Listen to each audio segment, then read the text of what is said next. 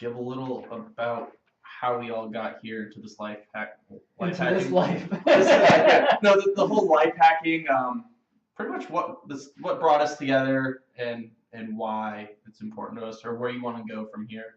Just so people kind of get a better feel for who we are, maybe relate to us a little more. Personability is always key when you're trying to reach an audience. So, Stevie P, let's go with you, buddy. My life hacking journey. Like, I've always been, to use the Einstein quote, passionately curious. So I've always been a weird kid. All right, questioning the world around me. Like, that's good. That's first step. From day one, and like it kind of made me quiet throughout most of my life because I just thought differently. Mm-hmm. So I would like end up holding a lot of things in because it was against the conditioning of society and things like that. So that's one thing.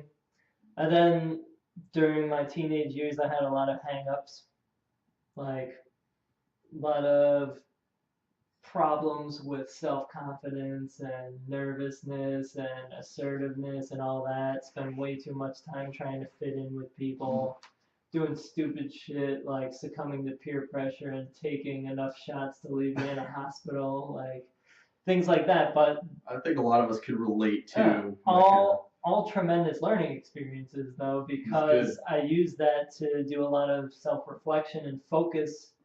Instead of focusing on pleasing others, focusing on becoming the best version of myself. So that became like my main focus in life. When I was like 19 or so, I started really getting into that health, fitness, reading all kinds of spiritual books and self-improvement and all that stuff.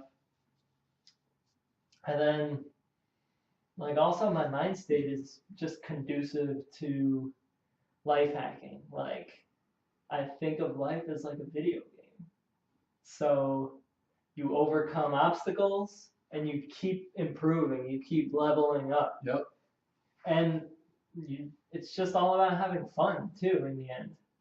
That's how it's like a video game as well. Supposed to be about fun. So where do you see yourself going with this? I mean, if you close your eyes and you could be anywhere doing anything right now, what would it be like? What is the most peaceful thing you can? I would be at the summit of a mountain with the woman I care about most. That's the ideal. Cool. You just brought out a cool vision. I'd say I'd second the stuff about getting into self-help and development when I was 18 to like 21. But I think it's more so now. It started early days working in management consulting. I've just always been into like process improvement and like making things better and questioning why things are the way they are. Why can't it be another way? That's, they say philosophers always ask why. And to me, I just keep asking why. Such an important question. And so that's why I like life hacking. It's just improving things and doing things in a non-traditional way. Makes a lot of sense. And I spent a good bit of time the last few years doing consulting work around gamification, which is turning work, what people call work, into games and video game type principles. And I think there's a nice convergence between the two of them. As far as where, I'm not big on time travel, but but for me, I'd be traveling the world in a cool old boat. What's the boat's name? The vessel's vessel. What's the name you had? 2 names. These are my leading names for a boat if I ever have one. One is the Aquaholic. I like it. And then the second one is the Wet Dream. Which, in Kennebunk we have a surf shop called Aquaholics. Really? Yeah. Nice. And they took over a church. That's the other beautiful part of it. It's like got a surfboard on the steeple. That's like the Taekwondo Yeah, studio it's around got here. kicking down the church steeple. Yeah. But yeah, I'd be traveling planet Earth, and as I've said, I've had a vision for years about buying properties, taking them off the grid, making them self-sustaining, probably crowd-funded, create a global network of properties where artists and various creative types can live for free, not worry about money, contribute back to their communities, and we'd have a floating version of that. And that's what I'd be on. The vessel's vessel. Vessel's Vessel. Trademark. What you got next? Or are you chiming in on this, baby? I can chime on. Stevie P, I can relate very greatly with you. I wasn't really awkward, I would say, until I moved, and I moved to a ritzier area, still being in the lower income level of that, and just not fitting in, and the people of this area just were, whoa. So, I became more drawn in, very introverted, began reading a lot, and I've always just seen the world different ways than most people. Like, I think the advancement of technology, or I pretty much think the world went to shit after, like during the revolutionary, industrial revolution, but before then, it's just been slowly trickling up that point. That's when it really spread like wildfire, but modern everything has always just been mind-boggling to me. Like, it never made sense. In this book, he goes into that, like the Industrial Revolution and how it made us, and how it made us like so time deficient and time stressed, and we have all this technology, and yet it's supposed to be freeing and liberating. We should be able to go out and enjoy it, and really, it should be useful. But what's it do? It just binds us even more into this fucking shell of meaningless. Yeah, like think about it. If we actually use technology to benefit us, we would have all of the work done and all of our needs taken care of while we go and play and philosophize all day. Yep. Wouldn't want that. That would be a threat to some institutions. That's not good for the control system. Yeah, you want to keep them dumb. But when you say that, there's definitely some shit that's going to change. Oh yeah, it is changing right now. Well, I'm not as sold on you for the greater consciousness reasons. I might be at some point, but just robotics. I'm sorry, most, the regulation will be the only thing that keeps back modern day robotics and AI development. I mean, even just think about it. We already have the technology to basically eliminate every trucker's job. You could have autonomous, much safer, and definitely every factory worker. Yep. Oh, yeah. I mean, even tons of highly skilled jobs. And just like even writing has become automated to a great extent. I mean, you could tell a lot of the crap out there, but more and more. I gotta look into these two books, but I read an article that discussed these two books. It's basically the same concept, but one is dystopian, one is utopian.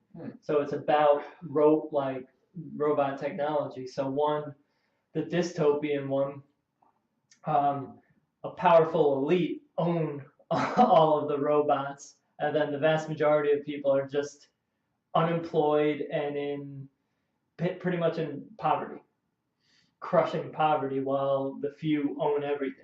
And then in the utopian version, it's just the robots do everyone's work, and everyone just chills and has fun and philosophizes and expands their mind and helps each other all day. And we're not far. Just don't forget, in America, I think I have to double check, but the Walmart family has more wealth than like 120 million Americans. That's one little family. Yeah. And we're like second or third from the bottom of all countries on the planet. Disparity. But it's the land of the free. America. I thought this was America. Got me a white picket fence and a pickup truck. Oh, that's the American dream right there. Yeah. But yeah, just growing up, always seeing the world differently, questioning. I used to get yelled at all the time in the military because I'd always ask why. Like, That's the epitome of it. and the thing is, like, the thing that got me the most is intelligence level is really what do you describe as intelligence? Like, I would say it was smarter than the people I work for. And in that aspect, it was more so because I knew my job better than them. I had more common sense. You know, a lot of people in the military, they never have a real job. It's like right after high school, let's join, and this is all I know. So for me, it was just like, why? Like, why are you having me do that? Like, this doesn't make sense. Like, some guy who went to school for 4 years and, you know, asked a lot of D to get a star on his shoulder. It's telling me to do this, so I have to do this. It's like, that's the dumbest thing ever. It doesn't make sense. You have to. Don't ask questions. That's the thing. The military motto is shut up and color. And that is just against me to my eye. Like, no. Or what I love to step back from, to your point about a star on their shoulder, is to just think about how much the random symbols and shit control people's perceptions. Or like, you know, when I did videos with my kids a few years ago wearing a monk robe, you know, I've got police threatening me, like, you know, it's freaking people out. But, you know, if I wear an outfit, look at what the Pope wears. And he's revered and honored because of what? Or like, look at some of the uniforms people wear. It's just, and the things that are on them. And so what does that symbolize and why, you know, it's dive a little deeper here. It's triggering some ego hierarchy within the subconscious of people that are asleep. That's what it's doing. Oh, more important than me. Yes, sir. That's what it's doing. The axiomness of harsh. What was that hat that he bought you? I like that line of closing. Being human. Being human. Yeah.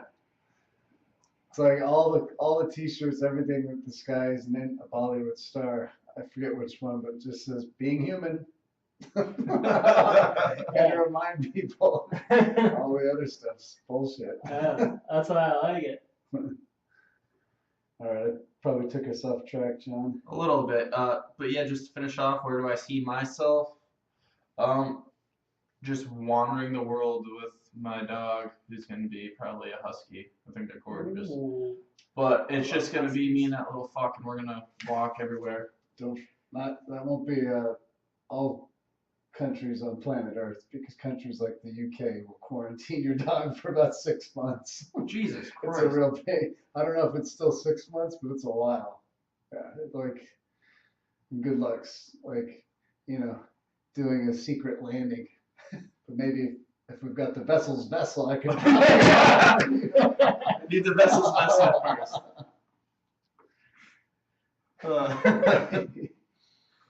Yeah, that went off on a tangent a couple times. I like it. That's what it's all about. Good tangents. Yeah. You never know where it's going to go. The conversation's going here. Oh, no, we're going that way for a little bit. Now back on the path. The path. I don't like the path. That's why I don't like hiking sometimes. So you have that path set before you, and it's like you have a point A and a point B. But and also, I feel rushed. But this is our own path, you know? This is our own path. That we're blazing.